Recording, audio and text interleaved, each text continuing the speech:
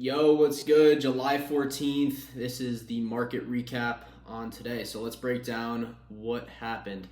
So we can see here we have New York session open. Off of open, price made a move to the upside. We were reacting out of a bearish 1 hour gap. Moved back to the downside and we swept out some 1 hour lows right here. We were also reacting out of a bullish 1 hour gap as well. Got some good movement back to the upside and ended up coming up and taking out previous day high, which was up here. So first off, let's jump on the 1 hour time frame so we can take a look at what price was doing here. So I'll zoom in. We can see it's a little bit hard to see with the red line here, but this is New York session open. This is the 1 hour time frame. So we had a bearish 1 hour fair value gap. This is what we came up into off of New York session open. We respected the gap, made a move back to the downside, and then we were also respecting this bullish 1 hour gap, swept out these 1 hour lows, and we were respecting both sides. So just off of seeing that made me a little less confident in any sort of trade that came up.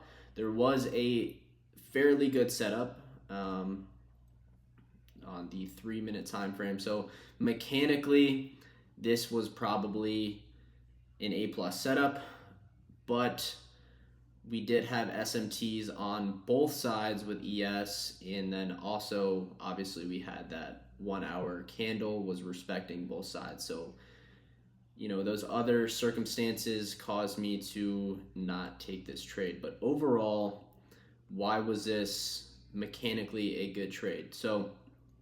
Or a good setup? So off New York session open, obviously we did come up and respect that bearish gap. But at the end of the day, we came down. We swept out some 1 hour lows. We were also reacting out of a bullish 1 hour gap. We had really, really good momentum and speed off of that area, and we had a 3 minute inverse. So we had two 3 minute bearish fair value gaps here. So I'll connect these. We had both of these fair value gaps here. We can see that after that sweep, immediate reaction back to the upside. Entry would have been off of this candle closure here, stop loss below the inverse, and then I would have been targeting these 4 hour highs and also previous day highs. So probably would have just targeted previous day high here. This would have been a good trade, a 1 to 2 risk to reward. Only thing here is my stop loss would have been over 50 points. So right here, it would have been 55-point stop loss on this trade, which for my model, that's quite a big stop loss. I did not like that either. And I would have gotten stopped out at break even. So I would have gone break even at this first internal high right here. And after price took out that high, we did have a retrace back down, which would have stopped me out.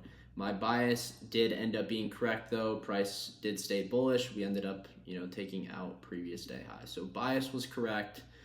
I did not take any trades. There was just some things that I was not confident in, and that is completely okay. If you're not 100% confident in a trade, back up, just analyze, maybe take it on a paper account and just see what happens. So that's the analysis on today.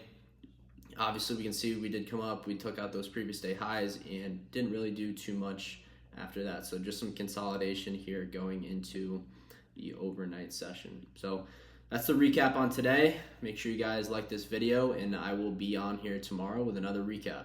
Peace.